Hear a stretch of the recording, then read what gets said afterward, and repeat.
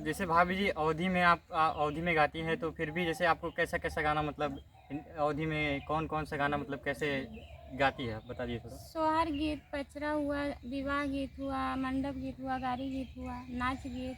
तो अभी आपको कुछ याद है तो सुना दीजिए। और ठीक है, सुना दे रहे। मंडप गीत है। जी सुना दीजिए।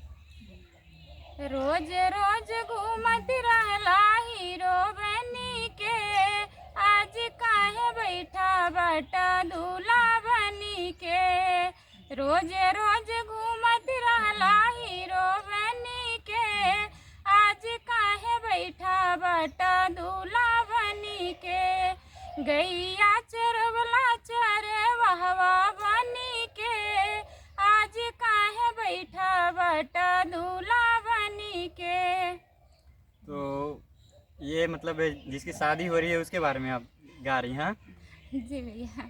तो जो दूल्हा बन के बैठा है उसके बारे में भाभी जी गा रही हैं कि मतलब रोज़ रोज़ आप घूम रहे थे, आज दूल्हा दूल्हा बन गए और नेक्स्ट आपकी पारी भी हो सकती है। तो भाभी आप क्या कहना चाहेंगी फिलहाल दूल्हे के बारे में? वही बस क्या कहेंगे। जैसे आप कुछ सोची तभी उस पर आप गाना मतलब निकाली ना, तो कुछ सोची होंगी तो बताइए ना। आजकल सब लोग ऐसे करते हैं ना, उसी के ऊपर मैं गाई हूँ, बुरा ना लगे किसी को। तो और कुछ अवधि में भाभी जी आता हो तो फिलहाल।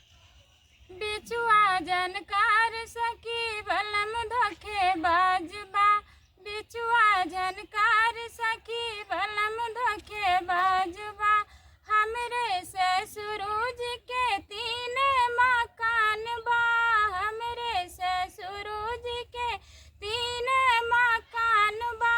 एक कच्चा एक पक्का एक लहरेदार बा, एक कच्चा एक पक्का एक लहरेदार बा।